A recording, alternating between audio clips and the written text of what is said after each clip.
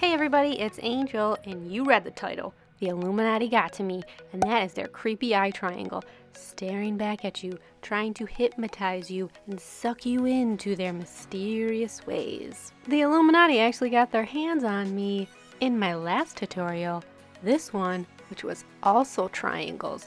What? If you want to watch that video, I'll link it down below for you. I'm just kidding, you conspiracy theorists. This is actually just a weird coincidence. I'm so stupid, I didn't even think that this was the Illuminati symbol until I was all the way finished, and then I was like, hey, Nick Cage is here! Anyways, let's get started with our crazy triangles. First, I applied my base coat to all nails. This is Gridlock Lacquer, Base and Mortar. Oh my goodness, that's a Freemason reference. Ah!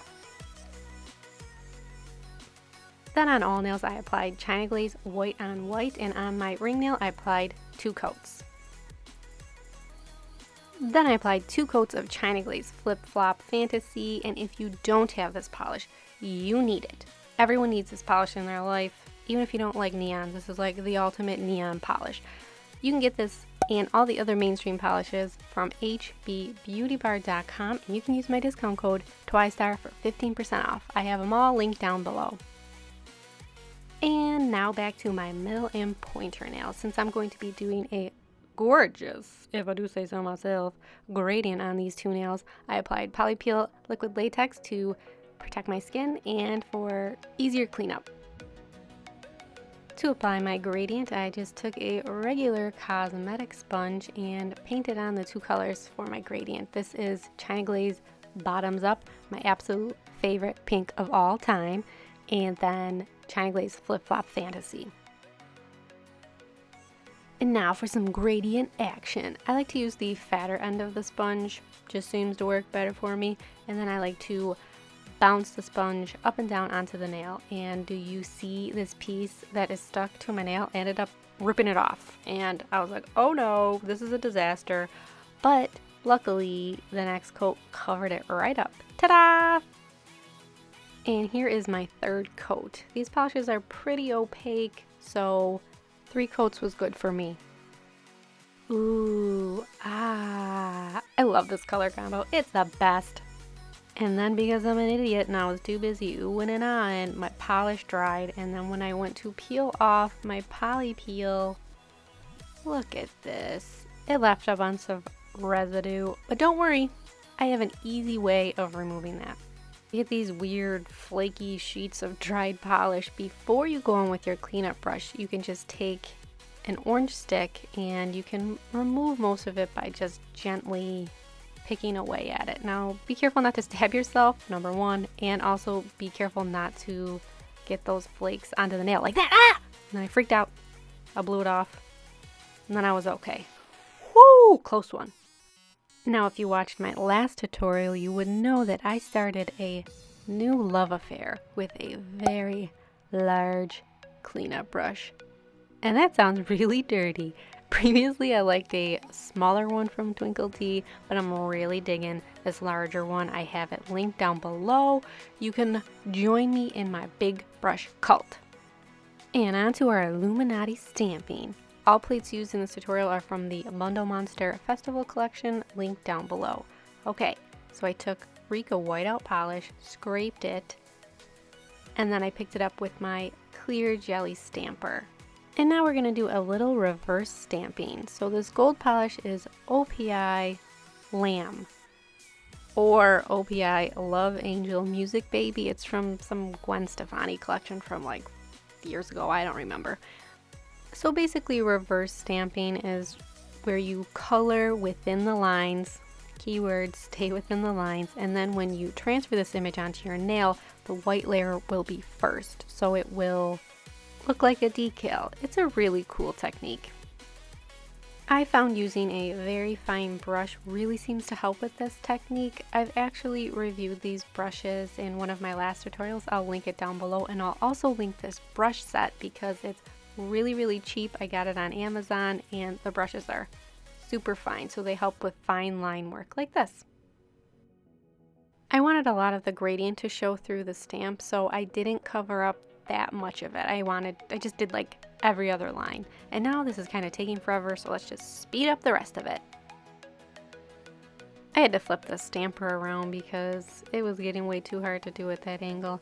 And I'm sorry, but my stupid fingers keep getting in the way of this part. And I forgot to film a very important part for this technique to work. So since the polish on the stamper will be dry, you'll want your nail to be a little bit tacky. So I apply 1 coat of yellow stopper base coat to my nail, and that makes it a little bit sticky. And then the dry polish will transfer to your nail. The clear stamper makes it easy, obviously, to get this positioned onto the nail. I love my clear jelly stamper. Look at it, it looks so good. Now you're going to be tempted to just go in and peel off that liquid latex. Don't do it because that stamp is barely attached. So what I like to do is take the blunt end of an orange stick, and you can kind of cut the decal and separate it from the liquid latex, and then it'll remove and won't rip off the polish from your nail. And here you go. You can see when I'm removing this that if I didn't do that, I probably would have removed a lot of that work that I just spent 5 minutes of my precious life on. Okay, while we watch the stamping of the other nails, since they're boring, let's do something really weird. Hey guys, I'm actually recording my voiceover for my next YouTube tutorial, and I decided to do something a little weird, a little snapception. What? So if you're watching this on Snapchat, it's also going to be in my YouTube tutorial, and like, my brain can't handle it. It's officially exploded. And no, this isn't a penis in front of my face. This is my voiceover microphone. So please, no jokes. Actually, you can make jokes. The theme for the tutorial is the Illuminati, so I thought it was too perfect to put a snap inside of a YouTube video because it's crazy. And here you're seeing a little sneak peek of the tutorial. We're watching a tutorial inside of a tutorial. Mind blown. Or is it like Back to the Future, where we know what's going to happen in the future, but we're in the past, but it's happening now? Okay, I had to speed up this section of the tutorial because this is simultaneously the best, worst thing I've ever done in my life. Okay guys, so we're going back to the future. The past. Or now. I don't know where I am. I think I'm lost in time warp. Ah! Okay, let's bring it back down to normal speed.